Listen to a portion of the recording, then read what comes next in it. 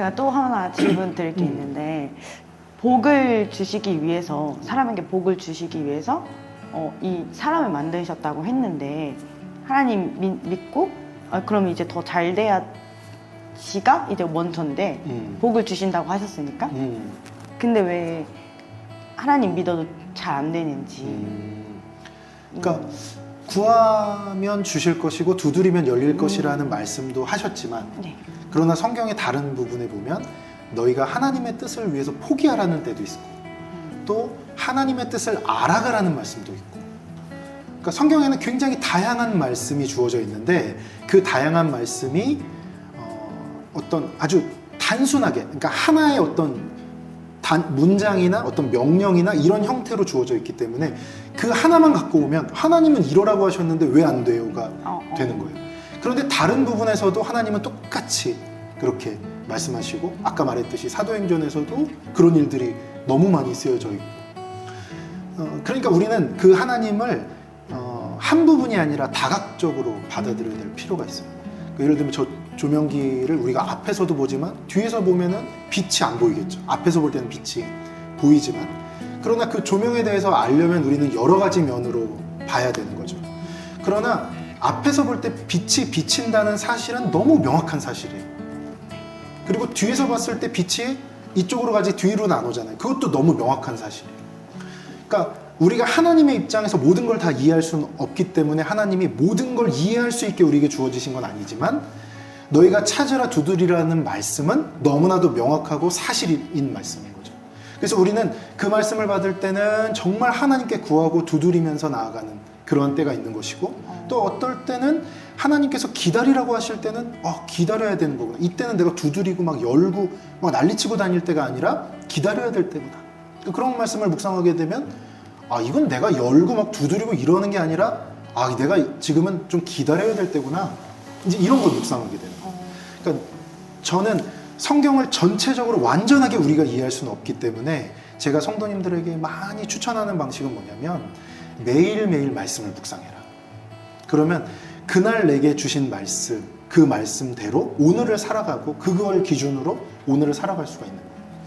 그러면 어느 때는 기다리게 하시고, 어떤 때는 내가 막 가서 열고 두드리고 하게 하시고, 또 어떨 때는 내가 가서 사람들을 격려하고 위로하게 하시고, 또 어떨 때는 누군가를 만나서 내가 위로받고 격려받게 하시고, 그런 하나님의 은혜를 아주 다각적으로 말씀과 함께 동행하면서 어느 정도 기간을 살게 되면 하나님은 이런 분이시구나 라고 경험하게 돼요. 논리적으로 이해하는 게 아니라 다각적으로 이해하게 돼요. 그래서 조명을 앞에서 쐈을 때는 이런 경험, 뒤에서 봤을 때는 또 이런 경험, 조명의 그 조도를 올렸을 때는 이런 경험, 내렸을 때는 이런 경험. 그래서 조명이란 것은 복합적으로 어떤 거야 라고 우리가 완벽하게 설명할 수는 없지만 우리는 경험적으로 그거에 대해서 알게 되는 것처럼, 사실 하나님은 조명보다 훨씬 더 복잡하시고 우리의 인생은 조명보다 훨씬 더 복잡하죠. 그러니까 그런 걸 다 우리가 논리적으로 이해할 수 없고 명제화할 수는 없지만 경험하게 된다. 저는 그렇게 생각해요. 저희가 그 복을 중요시하는 교회를 다녔잖아요.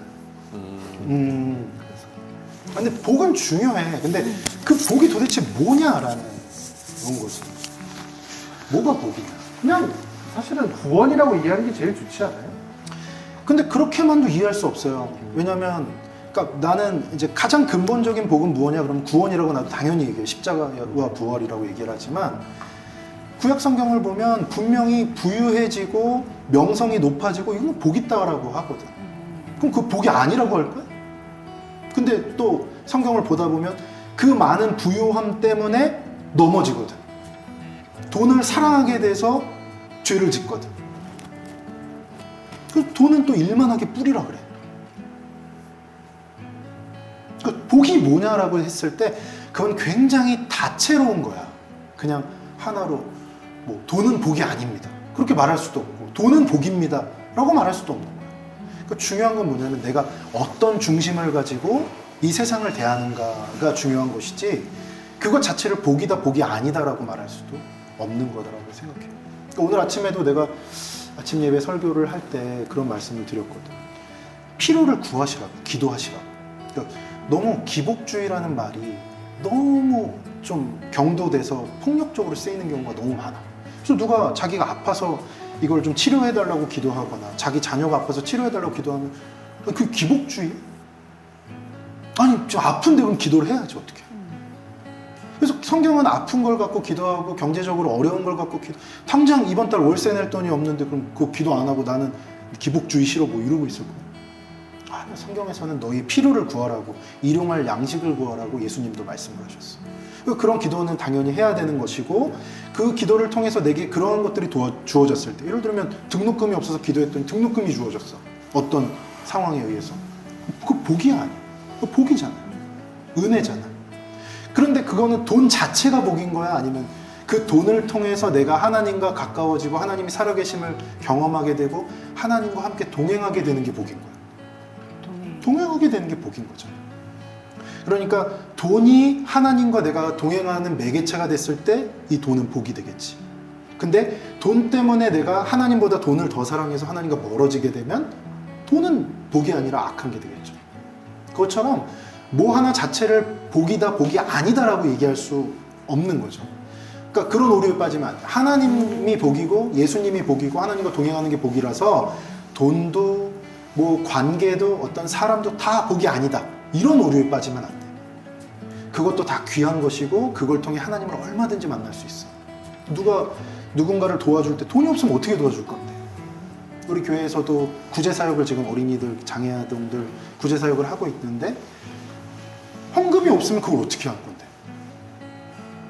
그럼 가서 직접 도와주는 것도 건강이 없으면 어떻게 할 건데. 그러니까 건강한 게 복이 아니다. 돈이 복이 아니다. 뭐가 복이 아니다. 하나님만 복이다. 이렇게 단선적으로 우리의 삶을 볼 수 없어요. 그리고 그것은 누군가에겐 굉장히 큰 상처나 아픔을 줄 수도 있어. 통장 애가 아파서 기도해야 되는데 그 애 아픈 거 낳게 기도하지 말고 하나님 나라를 위해 기도하라고 그러면 그게 뭐예요? 이렇게 일반적인 경우보다도 그러니까 한국 교회가 사실은 좀 되게 가난한 시기에 그 기복주의 신앙을 통해서 굉장히 큰 성장을 이루었고 그것 때문에 또 굉장히 큰 아픔도 겪었잖아요. 그러다 보니까 뭔가 기복주의 신앙이다라고 하면 이제 뭔가 틀린 것 같은 그런 느낌이 있어요. 느낌이. 네. 근데 그러니까, 기복이란 말 자체는 틀렸지. 복에 의해서 왔다 갔다 한다는 얘기니까. 아니 뭔가 복을 바란다? 약간 복을 바라는 신앙을 하면 세상적인 뭐 잘못된 것 같다라는 뭔가 그런 느낌이 이제 드니까 있지. 오히려 어떤 친구들은 그런 식으로 말하는 친구들도 있어요. 나는 그래서 내 필요를 원하는 기도를 하기 어렵다. 그러니까 난 뭐가 필요한데 기도하면 왠지 안 될 것 같은, 그렇죠. 내 필요를 구하면 안 될 것 같은 그런 감정을 느끼는 친구들도 있더라고요. 그러니까 욕심을 구하는 건 문제가 있는 것 같아요. 내 삶에서 굳이 필요가 없거나 혹은 내 삶에 있으면 오히려 독이 되는 걸 수도 있는 것들. 그러나 내 필요나 그러니까 예수님이 알려주신 기도에 명확하게 나와 있듯이 일용할 양식을 구하는 거. 내가 살면서 꼭 필요한 재화나 꼭 필요한 어떤 것은 당연히 구하면서 나갈 수 있는 것이고 또 어떤 경우는 내가 진짜 원해서 하나님께 기도할 수도 있지. 시편에 보면 또 내가 누군가를 너무 미워해서 내 원수가 너무 미워서 그 사람을 벌해달라는 기도도 하지. 얼마든지 할 수 있는 그런 기도는. 근데 이제 중요한 건 뭐냐면 내가 뭐 돈을 달라고 기도할 수도 있고 누군가를 벌해달라고 기도할 수도 있고 여러 기도를 할 수 있지만 항상 마지막에 기도가 결론은 어떻게 돼야 되냐면 하나님의 뜻대로 해달라는 기도로 결론이 돼야 되는 거야. 그러니까 내 처음 기도의 시작은 모든 게 열려 있어. 수고하고 무거운 짐을 다 그냥 하나님 앞에 풀어놓고 다 기도할 수 있어. 그러나 내 기도의 마지막은 나의 원대로만 쉬고 아버지의 원대로 하옵소서. 그거로 마무리할 수 있다는 거죠. 예를 들면 바울이 자신이 가진 질병을 치료해달라고 하나님한테 기도했어. 당연히 할 수 있는 기도지. 왜냐하면 그 수많은 선교사역을 하는데 몸이 건강하지 않으면 어떻게 할 수 있겠어. 근데 하나님이 그 기도에 대해서 그건 노라고 얘기를 하신 거야. 힘들어요? 아니요. 뭐 생각나는데 너무 제가 웃고 있었어요. 이 말을 하면 웃길 것 같은데 이런 생각을 하고 있어요. 아무튼 그래서 근데 이제 바울은 그런 하나님의 뜻을 하나님이 이제 그걸 노하는 것을 받아들이고 더 이상 이제 구하지 않았다는 거죠. 그러니까 구해서 하나님의 뜻을 알게 되면 그러면 그때서의 결론을 내릴 수가 있는 것이지 구하는 것 자체를 막을 수는 없다고 나는 생각한다는 거예요. 근데 궁금한 건 그 이제 예수님처럼 그 겟세마네 동산에서 예수님 이제 그 십자가를 피하시고 싶은 마음을 드러내서 기도를 하시잖아요. 내 뜻대로 하지 마시고 하나님 뜻대로 하소서. 그 기도할 거면 그 앞에 기도를 왜 해요? 그런 생각이 들기는 해요. 그 앞에 사실은 나의 고충과 나의 고통과 알아는 두시라는 거지 이제. 모르시지 않을 거 아니야. 뭐 그 생각이 좀 들기는 하는 거죠. 그러니까 막 줄거리에 내가 지금 이런 상황이 있고 이런 상황이 있고를 잘 모르겠지만 내 입술에 고백을 좋아하실 수도 있죠, 하나님이. 근데 아시잖아. 뭐 근데 되게 약간 치트키 같은 문구잖아요. 앞에 그런 거잖아요. 그러니까 아이로 치면 그냥 아빠 이것도 갖고 싶고 이것도 갖고 싶고 이것도 갖고 싶은데 아빠 사주고 싶으면 사줘. 뭐 이런 왜 그런 앞에 그런 것들이 있는 것 같아요? 예수님도 그렇게 하셨고 시편에도 막 원하는 걸 기도하고 마지막에 하나님 뜻대로 되길 원합니다. 왜 그런 과정이 필요한 것 같아요? 처음엔 내 생각, 내 중심. 근데 이제 내 고집, 막 아집 이걸 하다가 이제 기도는 또 저는 그렇게 배웠거든요. 성령님께서 이끌어 주시지 않으면 기도도 할 수 없다고 배우셔서 이걸 이제 방향을 이제 바꿔서 하나님 초점으로 바꿔서 그러지 않았을까. 근데 이제 이 친구의 말은 뭐 그냥 그런 거 필요 없이 아버지 뜻대로 하세요 하면 끝나면 되는 거 아니냐. 어차피 앞에 건 뭐 있어도 그만 없어도 그만 아니냐. 이제 이런 얘기죠. 그렇죠. 맞죠. 왜냐하면 저는 그렇게 생각했거든요. 이게 어느 순간부터는 기복을 좋아하던 교회에서 나오면서 생긴 방어 기제일 수도 있는데 돈이 없으면 나가서 일하면 되고 아프면 병원에 가면 되고 왜냐하면 그 모든 것들이 하나님이 만드신 거기 때문에 하나님이 나한테 일할 수 있는 체력과 몸을 주셨고 일할 수 있는 어떤 뭐 알바 자리라든지 뭐 회사 직장을 주셨고 아프면 갈 수 있는 병원과 약들을 하나님께서 다 만드셨고 그러다 보니 이런 대소사를 구하는 기도를 거의 안 하게 되더라고요. 인류만 양식이 지금 없는 상황이 아니어서 그런 걸 수도 있죠. 그러니까 그런 극한의 상황이 안 돼서 하나님 이걸 듣고 또 한번 만들어봐. 뭐 굶어볼래? 뭐 이럴 수도 있긴 한데 그런 상황이 없어서 그럴지 몰라도 그냥 그런 생각이 들어요. 내가 이 땅에서 살아가면서 하나님이 만든 룰과 하나님 만든 법칙 안에서 내가 할 수 있는 것들을 하지 않고 구하는 것이 좀 아까 말씀했듯이 방어 기제가 있는 것 같아요. 방어 기제. 옛날에 하지 않고 구하는 걸까? 저는 우선 해결이 되기 때문에 안 하는 것 같아요. 근데 만약에 제가 그런 삶을 경험해 버린다면 안 하고 구할 것 같기도 해요. 그러니까 예를 들어서 뭐가 필요한데 나 이거 필요한데 그러면 뭐 희생을 해야겠죠. 뭐 쉬는 날 뭐 알바를 더 뛰어야 될 거고 아니면 뭐 먹고 싶은 걸 안 먹어야 되고 이런 고생을 참아서 돈을 모아서 살 수도 있겠지만 어느 날 하나님한테 기도했는데 하나님이 뭐 오연이가 야 너 이거 필요하다고 사주려 해서 갑자기 사줬다면 그 맛을 맛보면 중독? 그 맛을 보면 중독되지 않을까? 뭐 이런 걸 감사와 은혜와 하나님의 뜻이라고 보는 게 좀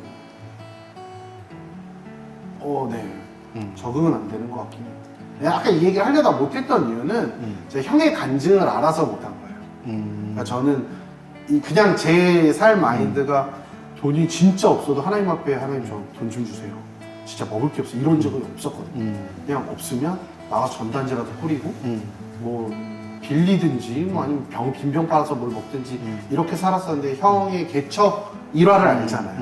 형이 개척하는 당시에 이제 있었던 일화, 일이 필요한데 내가 몸이 있으니까 일을 해볼까로 가셨다가 하나님이 이제 어떤 뜻과 이런 게 있어서 이제 말을 안 했던 거긴 한데 참 그런 뭔가 그런 걸 하나님한테 기도하는 게 저는 안 하긴 했던 것 같아요. 이게 좀 어렵더라고요. 기도와 나의 욕망을 표현하는 이 경계. 그래서 사실 하나님 앞에 표현하는 것들, 하나님이 나한테 해줬으면 좋겠는 것들 중에 사실은 쉽게 말하면 병고침도 욕망이죠. 오래 살고 싶은 욕망, 통증에서 벗어나고 싶은 욕망이라고 생각을 했던 것 같아요. 하나님의 뜻에 내가 이때 힘들고 이때 좀 아프고 이런 것들이 견딜만 하니 욕처럼 견딜만 하니 생명이 손대지 않는 선에서 하니 그런 부분이 그 일용할 양식과 욕심 간의 경계가 모호하다. 그렇죠. 그러니까 그랬던 것 같아요. 그게 왜 모호하냐면 기도하지 않았기 때문에 모호한 거예요. 그러니까 기도라는 과정이 왜 필요한가? 왜냐면 하나님 모든 걸 다 아시고 하나님 모든 걸 다 인도하시니까 우리는 그럼 기도할 필요 없잖아요. 하나님 아시죠? 주님 아시죠? 요것만 하면 되지 않나요? 주님 아시죠? 주님 뜻대로 하세요. 말씀하십시오. 기도할까요? 주님 다 알죠? 주님 뜻대로 하세요. 근데 사실은 하나님은 그 기도의 과정을 통해서 우리를 깨닫게 하시는 거지. 그러니까 내 삶을 깨닫게 하시고 내가 어떤 걸 선택하는 게 맞는지를 알게 하시고 내가 어떤 길로 가는 게 맞는지를 내가 알게 하시는 거죠. 그래서 기도를 하면서 이게 내가 욕심인지 아니면 정말 필요한 것인지 이게 하나님의 뜻인지 아니면 내 욕망인지 이것을 하나님이 가려주시는 거예요. 그러니까 기도라는 거는 하나님이 몰라서 우리가 하나님께 알려드리는 게 아니라 내가 잘 몰라서 하나님 뜻을 통해서 내가 좀 알기 위해서 그 길을 걸어가는 거지. 근데 내가 하나님 아시죠? 하고 그냥 내 마음대로 살아가면 사실상 하나님과 상관없이 내 삶을 살아갈 수도 있게 되는 거지. 또한 기도라는 거는 관계야. 얼굴을 만나서 보고 서로 대화를 하고 서로 시간을 보냈을 때 우리가 서로에 대해서 더 가까워지듯이 기도라는 그 과정을 통해서 하나님과 끈끈해지고 하나님과 가까워지는 거거든. 그러니까 우리가 왜 자녀와 부모의 관계가 그렇게 끊을 수 없는 관계가 되는가? 물론 내 속으로 낳기도 하고 그렇기도 하지만 사실은 시간이거든. 이 긴 시간을 이 아기 때부터 그 똥기저귀 갈아주면서 그냥 그거를 평생 동안 시간을 보낸 거야. 그러니까 그 시간이 굉장히 끈끈해져서 더 이상 끊어놓을 수 없는 상황이 되어버리는 거거든. 그래서 부모 자식 간 혹은 가족 간의 이 관계라는 것은 우리가 뭐라고 설명할 수 없는 어떤 관계가 되어버리거든.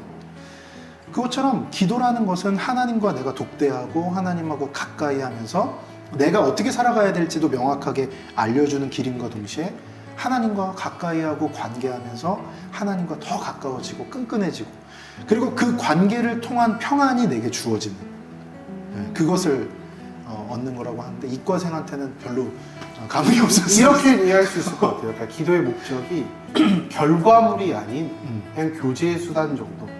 결과물도 있는 거지. 왜냐면 내가 알게 되니까.